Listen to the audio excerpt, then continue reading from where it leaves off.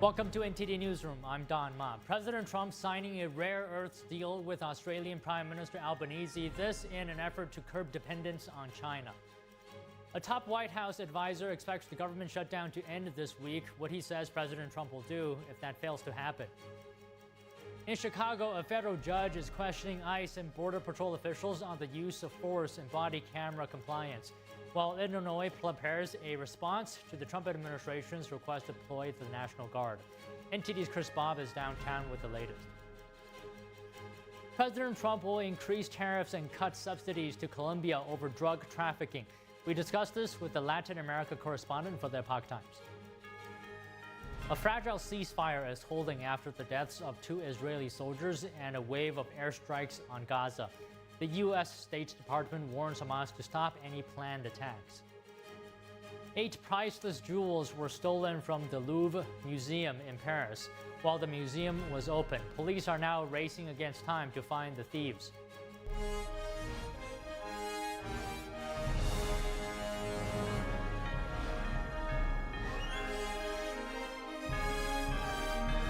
This is NTD Newsroom, live from our global headquarters in New York City.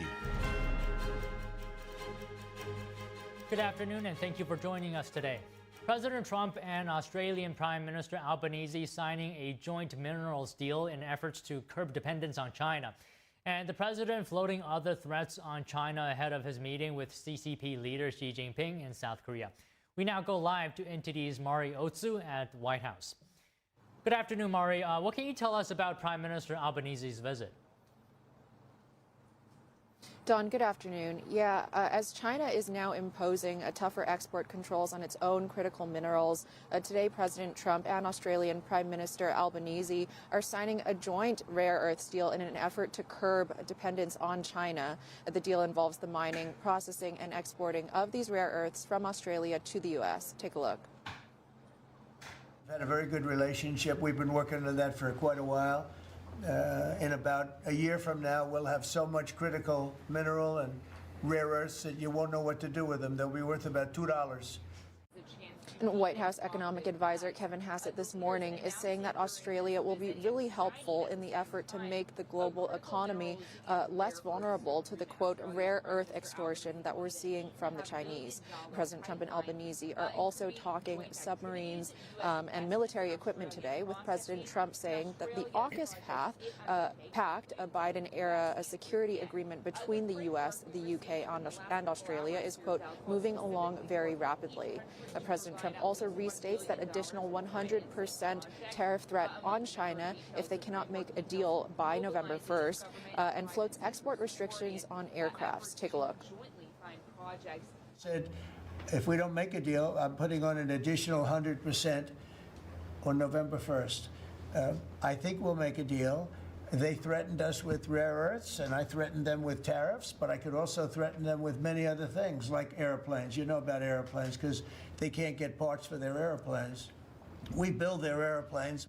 Trump is projecting optimism about getting a trade deal out of his expected meeting with CCP leader Xi Jinping on the sidelines of APEC in South Korea in about 2 weeks. But he also says that he demands China to buy American soybeans. And on Sunday, he demanded that China curb the export of fentanyl to the United States. Don, back to you. All right, Mari, thank you. Australia is demanding answers from Beijing. A Chinese fighter jet released flares dangerously close to a Royal Australian Air Force plane over the South China Sea. Canberra says the flares came within striking distance of the aircraft, calling the maneuver unsafe and unprofessional. Australia's defense minister said the country formally raised the incident with China through both embassies, warning it posed a serious risk to the aircraft and crew. China's military accused Australia of intruding into airspace near the Parcella Islands, territory Beijing claims, and said it deployed forces to monitor and expel the plane. No injuries were damaged or reported. This marks the third dangerous encounter in less than a year. Australia says it will continue lawful patrols in international airspace and expects China to operate safely under international law. The U.S. and China will hold a new round of trade talks this weekend in Malaysia to prevent another tariff clash. President Trump called his proposed additional tariffs on Chinese goods unsustainable, speaking on Fox News. I raised our tariffs to 100% on top of what they're already paying, which is far worse, far worse. We'll see what happens with China. They're always looking for an edge. You know, they ripped off our country for years. We're going to meet in a couple of weeks. We're going to meet in South Korea. Treasury Secretary Scott Bessent says he will meet in Malaysia with Chinese Vice Premier He Lifeng to prevent a new round of tariffs. The two officials discussed trade in a video call Friday, agreeing to continue talks before the current tariff truce expires on November 10th. The meeting comes amid disputes over China's export restrictions on rare earth minerals. This comes just days after a major shakeup in China's military. Last Friday, Beijing ousted its number 2 general and the army's top political officer, along with 7 other high-ranking generals. The purge raises questions about whether this could impact China's ability to take Taiwan. The Chinese Communist Party sees Taiwan as part of China despite never having ruled it. Beijing has vowed to take it under control by force if necessary. The recent developments have sparked speculation that Xi Jinping may be losing power. President Donald Trump and Australian Prime Minister Anthony Albanese met today at the White House. Joining us to discuss is Grant Newsroom, retired U.S. Marine Colonel, former U.S. diplomat, and senior fellow at the Center for Security Policy. Colonel, always great to see you. Can you talk to us about how significant this first meeting is between the two leaders? Well, it's a good meeting. I think particularly having signed the agreement on rare earth exports from Australia. Australia is swimming in rare earths, and they could probably provide all of America's requirements. The state of Montana probably could as well. But the fact that Australia has stepped up and says it's ready to develop its industry here and to link up with the United States and make Australia a main, if not the main source of rare earths is a big deal. The two leaders, and I think Albanese and Trump may not like each other very much, but that's beside the point. That this is a significant thing, particularly given the importance of rare earths. Do you think this meeting has improved the two nations' ties, its relationship? Well, I don't know. In one sense, I suppose it's always good to sort of get together and have a cordial meeting. But there's something about Australia that if you live there, if you pay attention, and you say, for example, read the Australian press for a week, they despise Donald Trump. And there's also a latent sense of, not so latent actually, sense of anti-Americanism in Australia's political and ruling class. Hard to imagine, particularly for people of my generation, where we've always thought the Australians and the Americans love each other.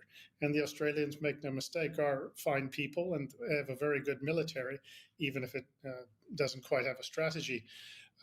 But there's something going on here where the relationship is not what it was. It's still basically okay, but there is more friction than one would imagine, particularly coming from the Australian side. Okay, Colonel, let me put it this way. If, let's say, China invades Taiwan, can the U.S. depend on Australia for help? Maybe. And I would say it's better than 50% chance, but that's not huge. Australia also, one has to ask, well, which of Australia's 11 warships are they going to send up to help? The Australian military is very professional, but it doesn't have the hardware really that it needs. Their air force is good, of course, but would the Australian government, a Labour government in particular, would they go in on a Taiwan fight? I don't know.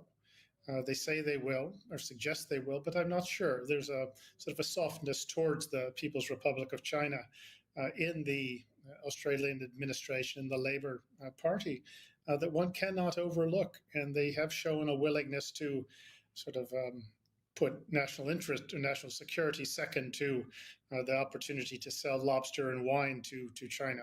So it's not sure, it's not clear. I'd say it's better than 50% chance. But it's not what it once was. And I say the Australia of 30 years ago is not the Australia of today. Okay, so if China is looking at this, what might they be thinking? How are they reacting? What message does this meeting send to Beijing? Well, it certainly is better than an acrimonious meeting, like as Mr. Trump has had, say, with Ramaphosa of South Africa. and also Zelensky once or twice.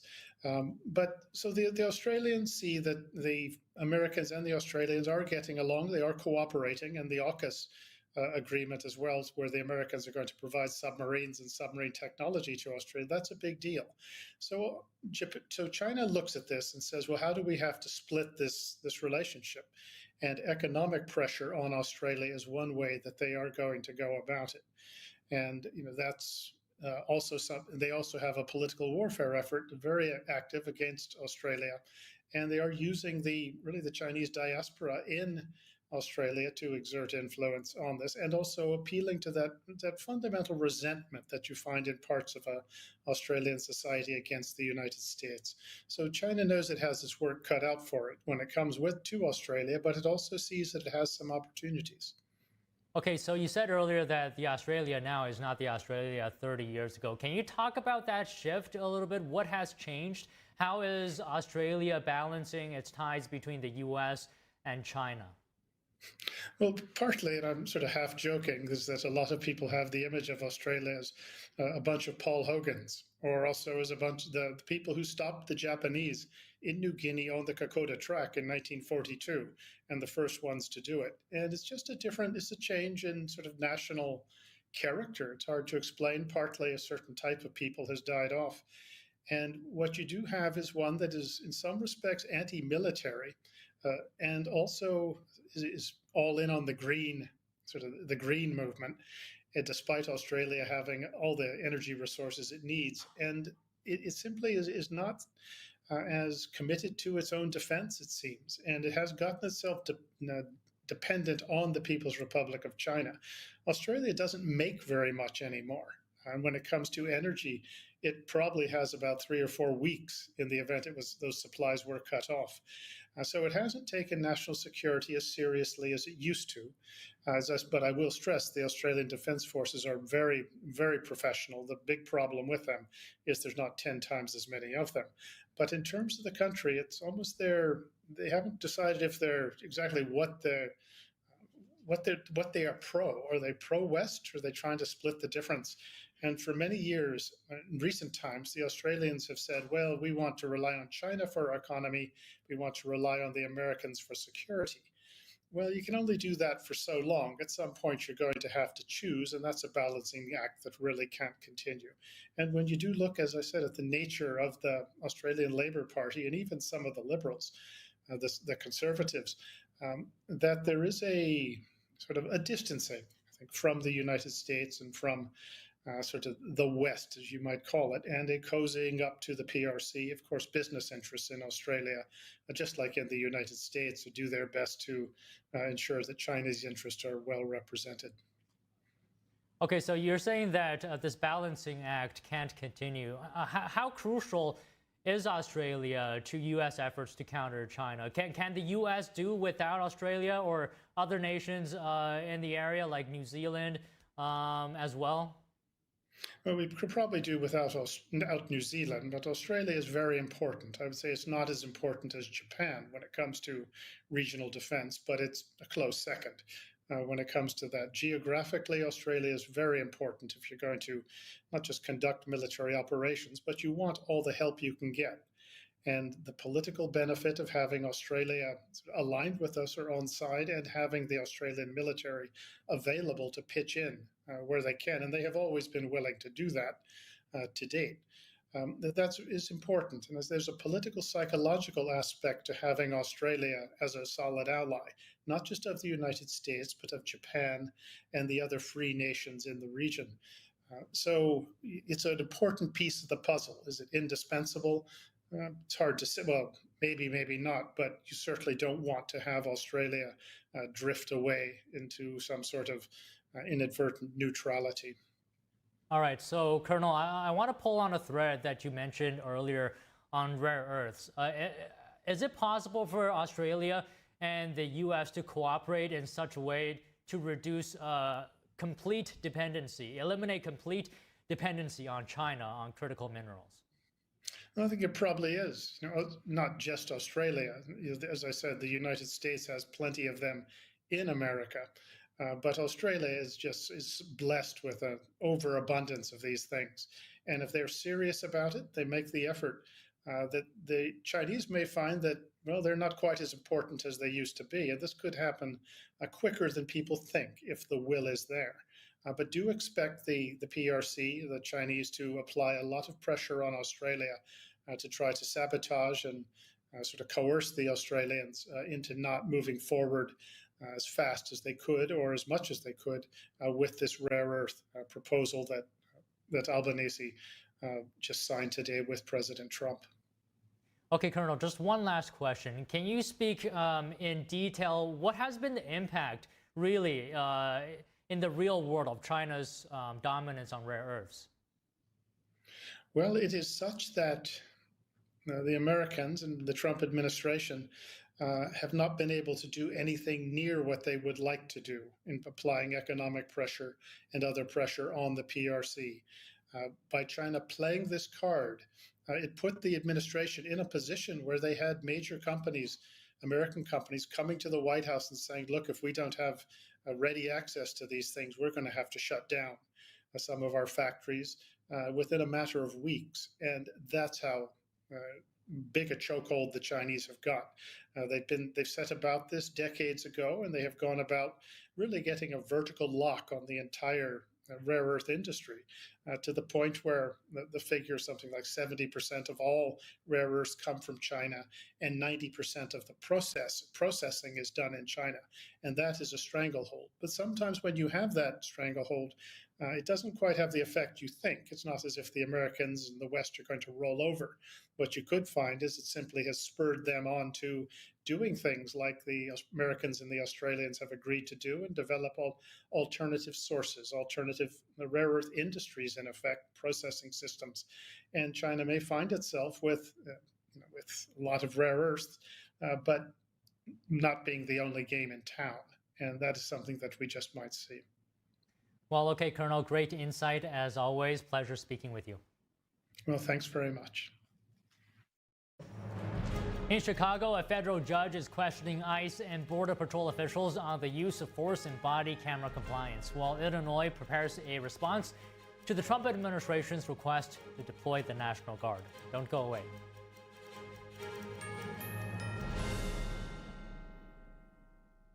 I trod on my glasses yesterday, and I had to pay up front for a new pair that I can't even pick up for another 10 days. So I looked for another way, and I found Select Specs.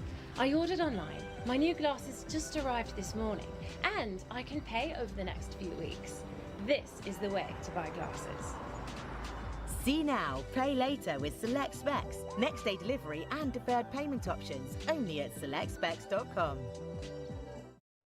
What if you could whiten your teeth by simply brushing your teeth? Now you can with Smile Actives, the teeth whitening breakthrough that safely gets your teeth white and keeps them white every day, just by brushing your teeth.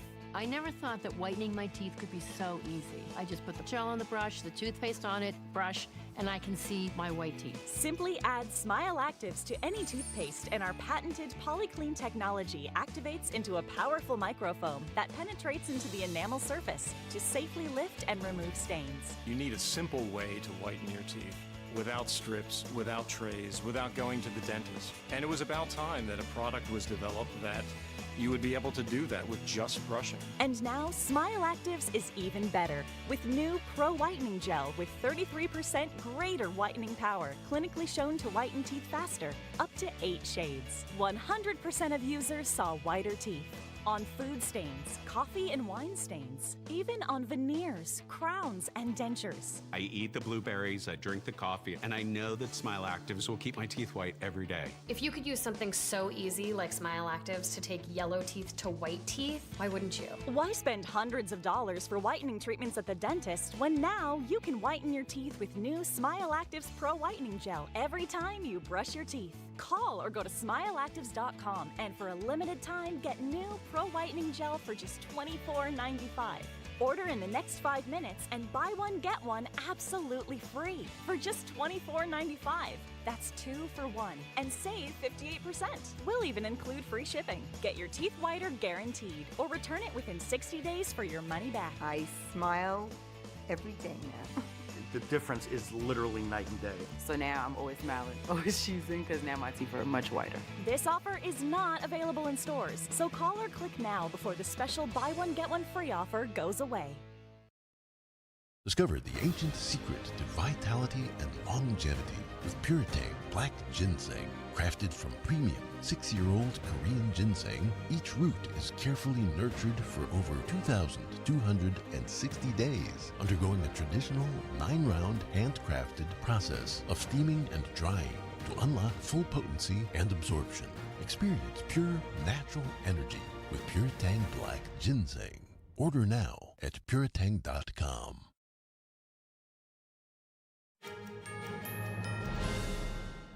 Right now, downtown Chicago, a federal judge is pressing immigration and customs enforcement and Border Patrol officials on the recent use of force and tear gas during immigration operations, as well as compliance with her order requiring all federal agents under Operation Midway Blitz to wear and activate their body cameras. NTD's Chris Bob is downtown to update us. Chris, can you give us a sense of what led to this point and why federal agents are back in court today?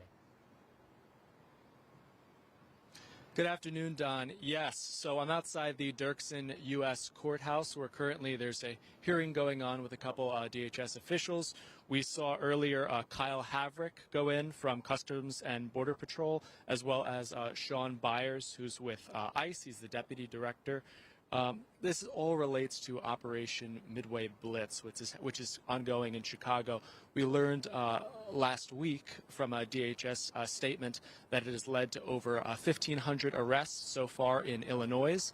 The issue is there have been incidents where tear gas have been deployed. The specific hearing is focusing on a previous order, which was issued by the U.S. District Court Judge Sarah Ellis, blocking these law enforcement officials from using tear gas on journalists, on protesters who don't pose a threat. But last Tuesday, there was an incident where, in the process of apprehending 2 individuals in a car that reports say rammed into another vehicle, a crowd gathered and was disrupting law enforcement, so tear gas was utilized. This has happened in many other cities that we've been covering with regard to the ICE deployments. You see a large crowd gather and honk their horns or stand in front of ICE agents who are trying to apprehend people who have entered the country illegally. Right now, we're trying to figure out what the result will be. There's another issue here at play, which is the utilization of body cameras on these ICE agents. It was previously ordered by the same judge that all ICE agents should wear body cameras, and while they're fulfilling their duties, they should have them on. I want to read to you the statement that she made when it was previously discovered that some agents were not using body cameras. This was not a suggestion. It wasn't a hint. It wasn't a topic of discussion or conversation. It was an order. So I will enter it today, and then I will expect it to be followed. It will be followed. We heard from the second in command of CBP that there are 232 agents in the area. A couple dozen will be leaving tomorrow, but he confirmed that they all have working cameras and they will be utilizing them. So, Chris, in addition to today's hearing on ICE and Border Patrol, the Trump administration recently asked the Supreme Court to allow the immediate deployment of National Guard troops in Illinois. How does that intersect with today's hearing on ICE and Border Patrol actions? We're waiting for some updates today from Illinois. If you remember, on October 4th, President Trump issued an order to federalize or take control of the National Guard in Illinois, 300 members, as well as the deployment of 200 National Guardsmen from Texas and 16 troops from California. That was blocked last week when I was flying in. And we know that U.S. District Judge April Perry issued a restraining order on October 9th forbidding the administration from deploying the National Guard. The statement there was no credible evidence that there is a danger of rebellion in the state of Illinois. So today we're waiting for the state of Illinois. They have until 4 p.m. Local time or 5 p.m. Eastern Standard Time to issue a response to an ask from the federal government to the U.S. Supreme Court to weigh in on April Perry's order blocking the deployment. So right now, the Supreme Court was asked by the federal government to weigh in an emergency fashion, and Illinois should be responding within the next couple of hours. Back to you, Don. Okay, Chris, thank you for the report. Secretary of Homeland Security Kristi Noem shared an update on how many criminal illegal immigrants have been arrested since President Trump took office. Here's a clip from today's press conference in Sarasota, Florida. Since January, the Department of Homeland Security has arrested over 480,000 criminal illegal aliens. 70% of those individuals have criminal charges against them or have been convicted of those criminal charges. Across the country, we're making communities safer so that families can thrive and they can prosper and they can enjoy the kind of freedom that this country was established to provide. Unfortunately, many times we see the news distorting the truth and not bringing the real facts of the stories to the American people, and that is one of the reasons why we're here today, is to make sure that we're focused on what this office has done. The secretary called for an end to hostile rhetoric against law enforcement, saying it's led to a 1,000% increase in violence against officers. Noem stressed that officers put their lives at risk every day to protect Americans. The secretary warned that illegal immigrants who commit crimes will be brought to justice. She added that the administration is willing to help those who want to self-deport. Noem said the DHS will continue with targeted operations in Portland, Chicago, and Memphis, and will also be going into San Francisco. An illegal immigrant who was living with a judge has pleaded guilty to gun possession. Christian Ortega Lopez is a suspected Trendy Argua gang member. He was arrested in February at Judge Jose Cano's house in Mexico. Ortega Lopez pled guilty to illegally possessing firearms and conspiracy to destroy evidence. Federal authorities say Judge Cano hired him for some home repairs and then allowed him to stay. The judge is facing criminal charges for providing a safe haven for Ortega Lopez and allegedly destroying evidence. In an interview with local TV, Cano said he never knew about Ortega Lopez's alleged ties with Trendy Argua. The Secret Service has uncovered a suspicious hunting stand overlooking the area where President Trump's plane lands at Palm Beach International Airport. Officials say agents found the elevated structure Thursday during advanced security checks ahead of the president's arrival. The FBI has now taken over the investigation. Director Kash Patel said the stand had a clear line of sight to Air Force One's arrival zone, but no suspects were found at the scene. He added that federal agents are analyzing evidence and digital data to identify who may have placed it there. Law enforcement sources say the stand may have been set up months ago. The discovery follows two assassination attempts in January, or rather in 2024, one in July when President Trump was shot in the ear at a Pennsylvania campaign rally, and another one in Florida where Ryan Ruth was convicted of plotting a sniper attack on a golf course. First son Eric Trump praised the Secret Service, saying they did a great job finding the stand. An artillery cell exploded prematurely during the Marine Corps' 250th anniversary celebrations over Interstate 5 in California Saturday, raining shrapnel down striking vehicles, including a patrol vehicle, according to California Highway Patrol. In a statement yesterday, CHP said no injuries were reported during the incident, which happened in an area where CHP had stopped traffic during the live fire exercise at Cape Pendleton. Amazon's cloud service unit, AWS, is struggling to recover after being hit by an outage that took down several popular apps. Cybersecurity expert Ed Amoroso says it could take time before the root cause is identified. Malicious activity is the minority of event. The reason we spend so much time on the malicious stuff is because that can be really insidious. Like sometimes for me, I've been doing this for 40 years, when I see something that's having trouble restoring, when I see something that might be getting worse, for example, like it's this and then it's worse, then it's worse, then I start thinking malicious. But when there's an outage, it cascades, and then the company starts to rebuild and you see things being restored and being improved, that's usually indicative of something that does not have a cybersecurity component to it. The outage rippled through major consumer and enterprise platforms, including airlines, banks, payment apps, social media platforms, and ride-hailing services. AWS is one of the world's most critical cloud infrastructure provider. It hosts everything from streaming platforms and smartphone apps to financial services and emergency systems. Amoroso said, "We are in an era right now where we are very dependent on the cloud providers." I mean, the ripple effects of this is obvious. We've all become very dependent on cloud, on the big hyperscalers. So the advantage there is that we get great products, services, they're able to amortize a lot of what they do across a wide base. So the costs are low and the service levels are high. That's the good thing. The bad thing is the proverbial all your eggs in one basket. So when you do have, your business running, say, on Microsoft or running on Amazon, you knock wood every day hoping that things are going to be okay. Now, Amazon said the issue stemmed from a breakdown in how its DynamoDB service was being reached and accessed across the network. Reports of problems with AWS continue after Amazon initially said it fully mitigated the earlier outage.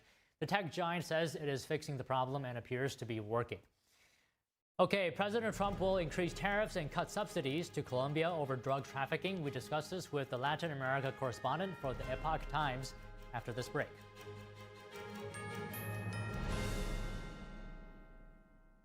My mom and dad were traditional Asian parents.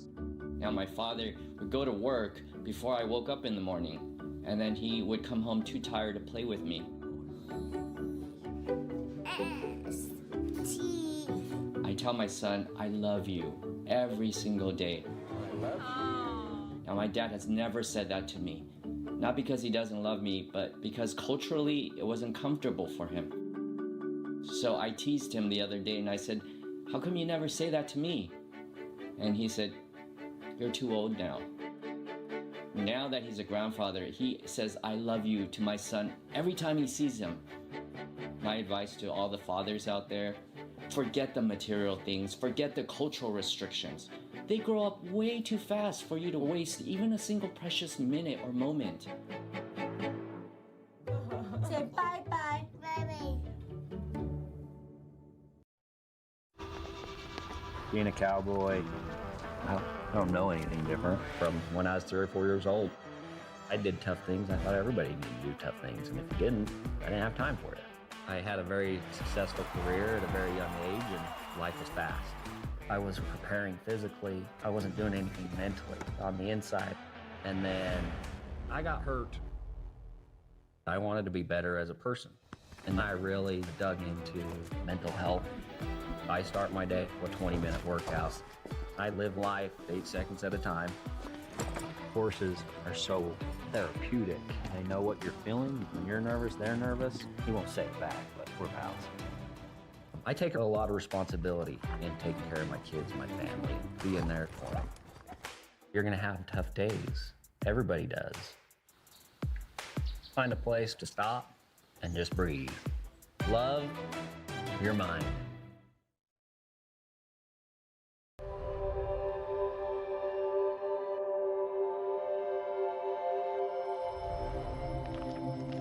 My 15-year-old son, Ethan, and I had a fun and relaxing morning. We returned home, and Ethan walked to his best friend's house an hour later. I heard the ambulance scream by the street, carrying my beautiful boy. Ethan was shot in the head in his best friend's house with an unsecured gun. He had 0 chance of survival. The father, the gun owner, he stored his 3 guns and bullets in a shoebox. How do you feel? That has to be the most horrific experience that a human could ever have. David, would you give any advice? First thing you do is not keep your ammunition with your weapons, and that your weapons need to be locked at all times.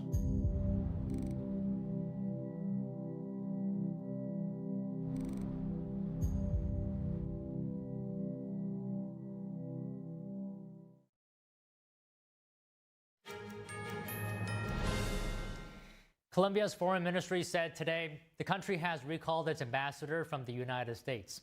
On Sunday, Trump accused Colombian President Gustavo Petro of being involved in the drug trafficking, alleging he has knowledge of drug fields in Colombia. Trump also immediately halted all subsidy payments to Colombia. They are a drug manufacturing machine, Colombia, and we're not going to be part of it. So we're going to drop all money that we're giving to them. It has nothing to do with them stopping drug production.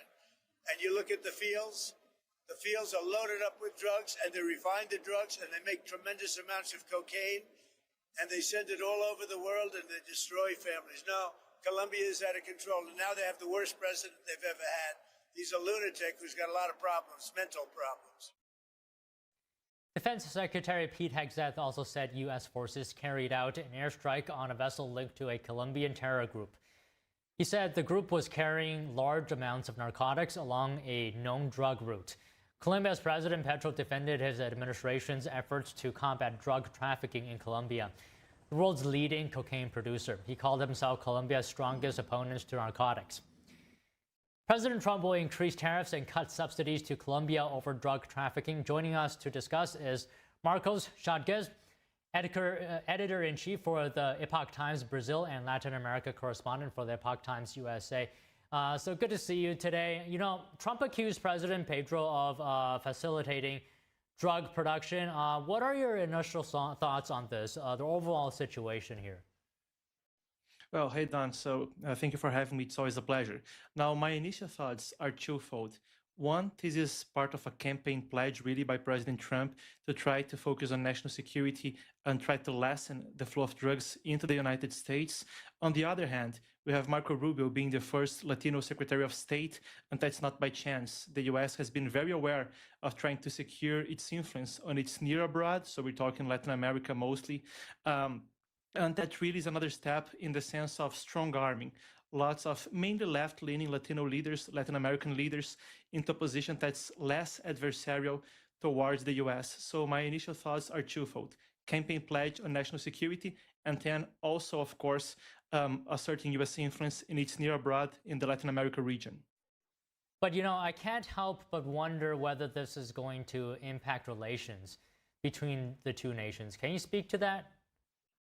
I mean, the relationship is not excellent between President Trump and President Petro. Let's not forget that on the early days of the second Trump administration, Petro was refusing deportation flights of Latino immigrants in the US, illegal immigrants who were being deported, and he was not happy with the way that was happening.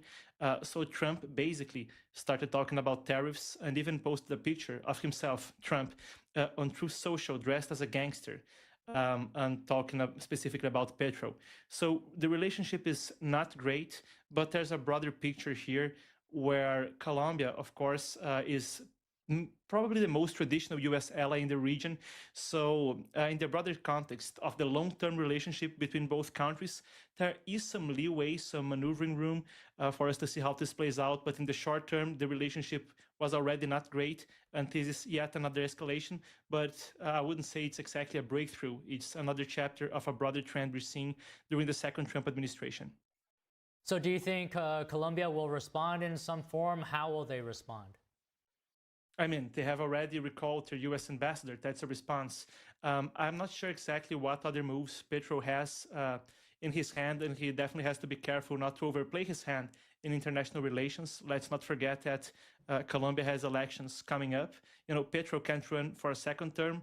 The constitutional rules in Colombia are that presidents only get to run for one term, but he will definitely try to get somebody else to follow up on his footsteps. He is the first leftist president in Colombia's history, or at least recent history, and it's very challenging for him right now. So he has a very delicate, way to walk towards this, because at the same time he will want to manage the international situation and try to avoid further escalation of an international crisis, because the elections are coming up after all. But on the other hand, while this is also a diplomatic issue, it is true that Colombia is the world's leading cocaine producer. It is also true, according to the United Nations Office for Drugs and Crime, that Colombia has skyrocketed production and it's breaking record after record. The production has been rising for the last 13 years.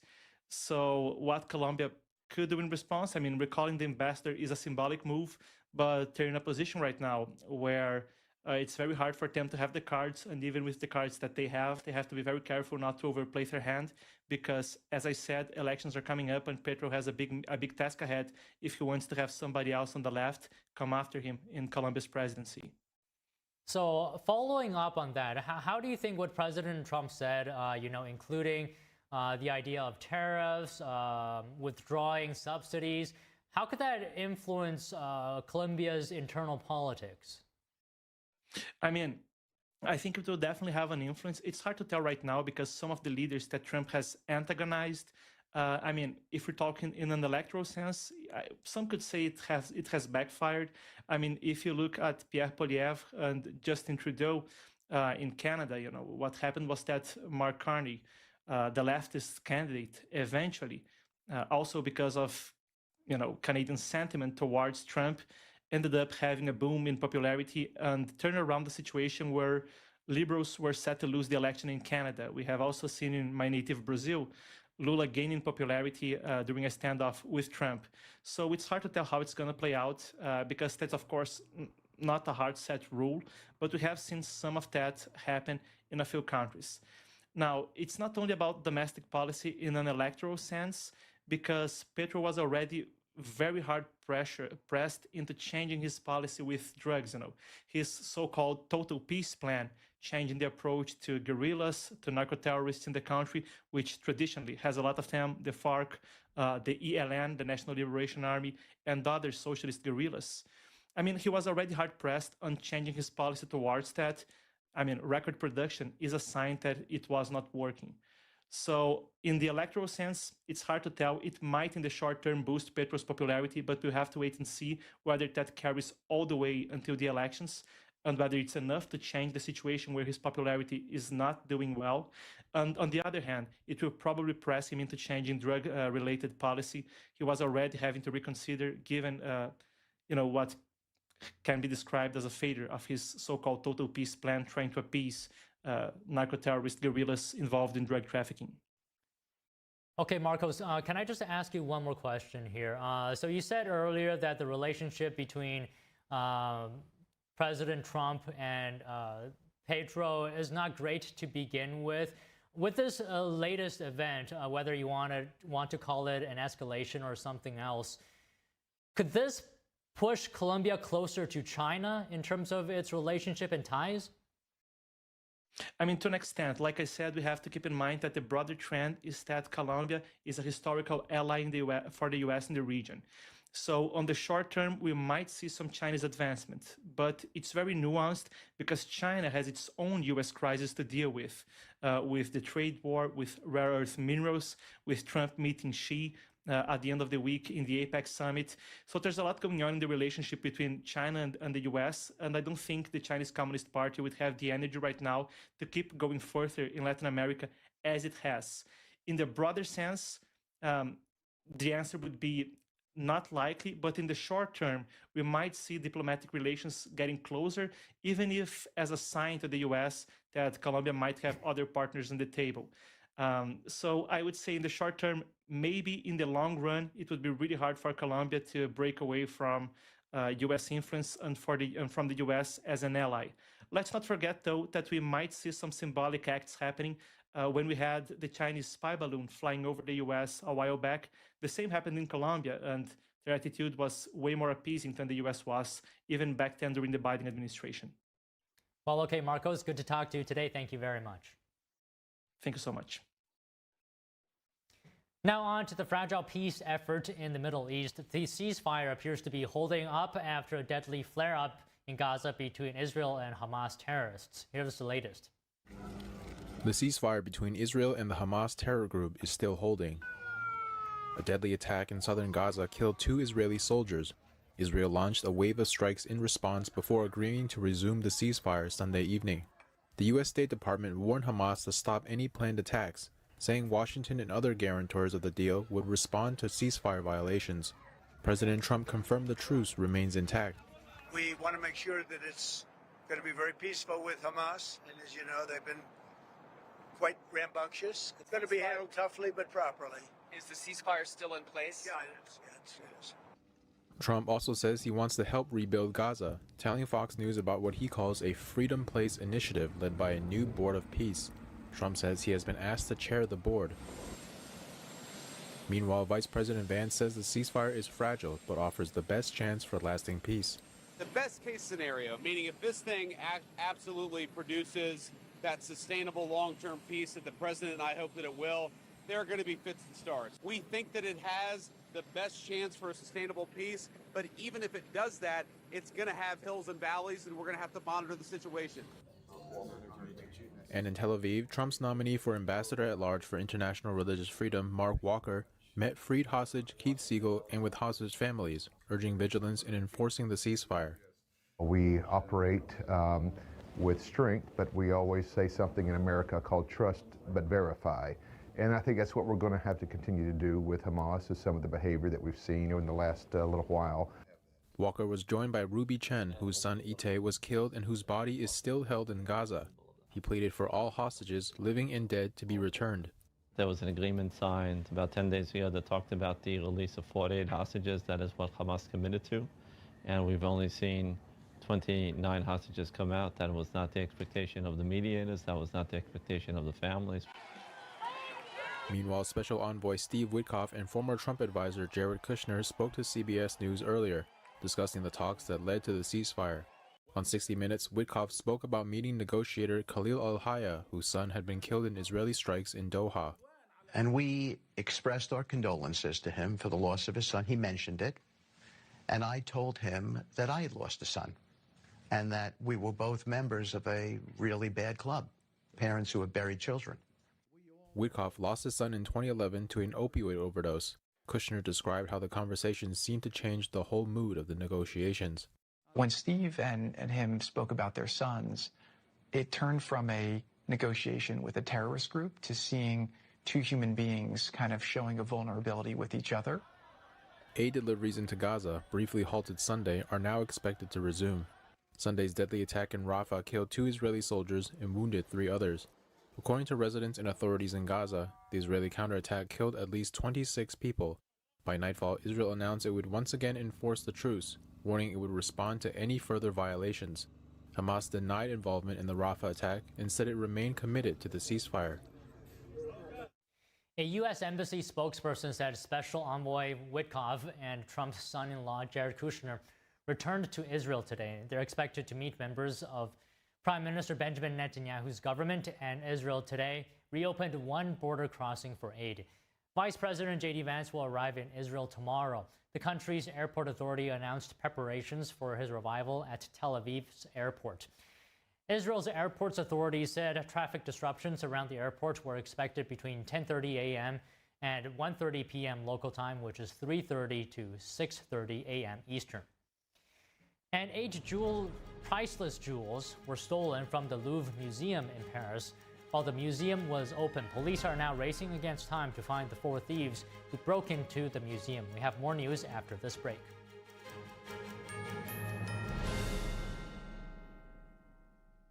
Is deep-sea fish oil really healthy? Due to pollution in the oceans, most fish contain heavy metal elements and radioactive substances. That's why it's so important to choose a pure source of omega-3. Puritan Green Vegetable Omega-3 is made from purslane and perilla seeds, which are rich in nutrients and minerals.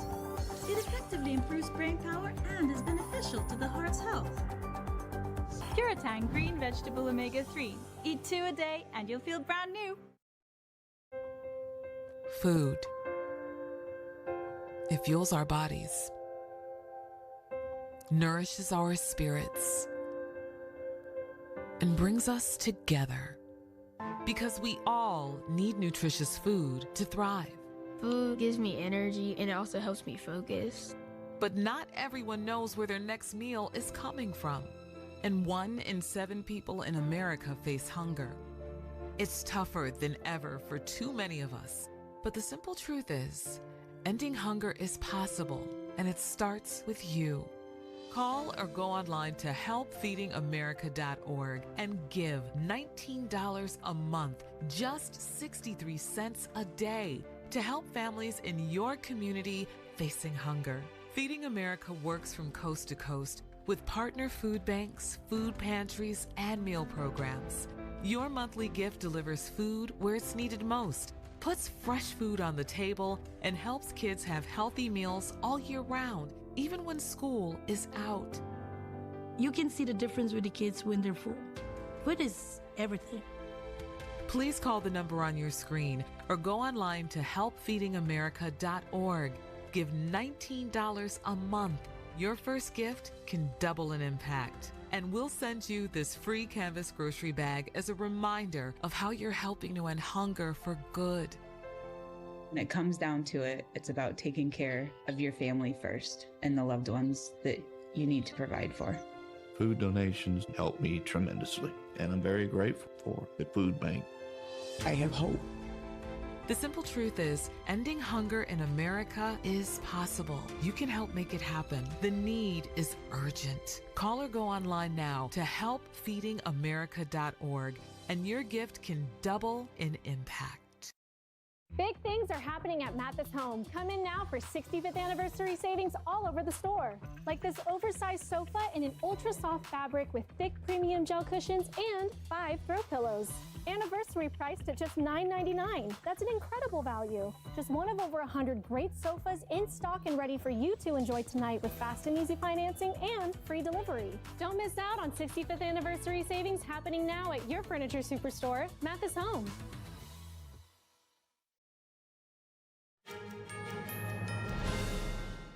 A human rights atrocity described as a modern-day genocide is exposed in an award-winning documentary.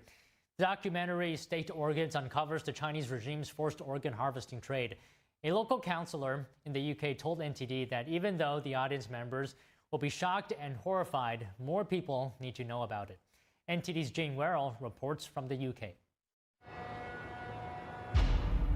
A documentary that many say is hard to believe exposes the Chinese Communist Party's state-sanctioned forced organ harvesting. It's a documentary, so it's real. A film wouldn't be, and you'd know that if you were watching it.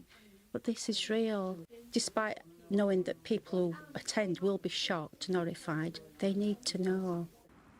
2 screenings of the 2024 documentary State Organs were held in the Clark Foley Community Hub in Ilkley, Yorkshire.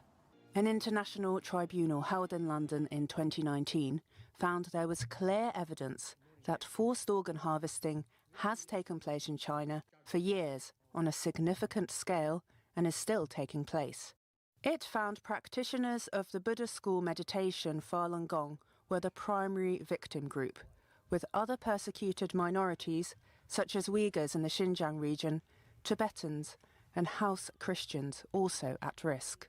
It's not an easy subject for anyone to face up to and look, even as someone in the Western world that's quite far removed from it. But it's a modern day genocide. I'm proud that we've been able to show it here today in Ilkley, and I just hope that starts some conversations, because it's not even something that people have any.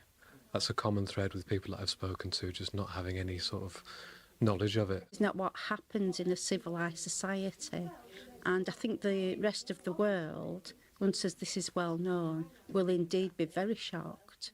It's just not right. It's inhumane. It's good that people get the opportunity to see what's happening around the globe, and as this is in China. Some audience members were moved to tears and hoped that more could be done to give a voice to those who can't speak up for themselves. Jane Werrell, NTD News. Authorities in France are investigating after the Louvre Museum in Paris was robbed. Thieves made off with several priceless jewels yesterday in what officials call a highly professional operation. Our international correspondent David Vivez reports from Paris. We might never see those jewels again. The sapphire necklace of Queen Marie-Amélie, the emerald necklace offered by Napoleon to his wife Marie-Louise, a priceless loss for the museum, according to the Interior Ministry. Authorities are still investigating on the robbery that occurred on Sunday 9:30 a.m. Here's what police and media reports say about how it happened. The thieves first secured the area with traffic cones before climbing up in a basket. Once they reached the first floor, they used an angle grinder to cut through a window and entered the Apollo Gallery. Their target was the museum's most valuable pieces, 2 display cases holding Napoleon's jewels and the jewels of the sovereigns. They smashed the cases and triggered an alarm. The entire operation lasted less than 4 minutes before the suspect escaped on a motorbike on this street. Investigators believe it was a highly professional hit, right here in one of the most guarded museums in the world. CNews TV released footage of the robbery taken inside the gallery, showing one man wearing a yellow jacket near a display. A yellow jacket was later found by police. 4 suspects are actively being sought by investigators. Ministry of Interior said they might be foreigners. The crown of Queen Eugenie, made of 1,354 diamonds and 56 emeralds, has been recovered but damaged. One of the world's most beautiful diamonds, Le Régent, was not stolen. President Emmanuel Macron wrote on X that the thieves would be brought to justice and that every effort would be made to recover the stolen pieces. Authorities have since published a list confirming that 8 items were taken in total. Earlier this year, the Louvre, the world's most visited museum, requested urgent help from the French government. Union representatives had been warning about the deteriorating state of some parts of the building, including halls in need of restoration. Alors, les agents du Louvre, dont je suis, The Louvre staff, including myself, are both extremely sad and extremely angry about what happened today. Extremely sad because, obviously, it's our job to protect this building, this institution, the collections it houses, and the public who visit it. And in fact, today, it wasn't protected as we would have liked. They also pointed to the lack of protection for the art pieces. Des alertes sont lancées depuis des mois et des mois. Alerts have been issued for months and months by all safety and security personnel. And today, what we feared happened, looting and pillaging. President Macron responded to the criticism by announcing a $1 billion plan for a comprehensive and independent audit of safety and prevention measures, increased human resources for surveillance and reception, and complete transparency regarding the findings of the investigation. The museum remains closed today. David Vives, NTD News, Paris. Despite receiving over $10 billion in security assistance to counter drug trafficking, Colombia now produces more cocaine than it ever has. The Trump administration is now targeting the South American country's government inaction. Stay with us.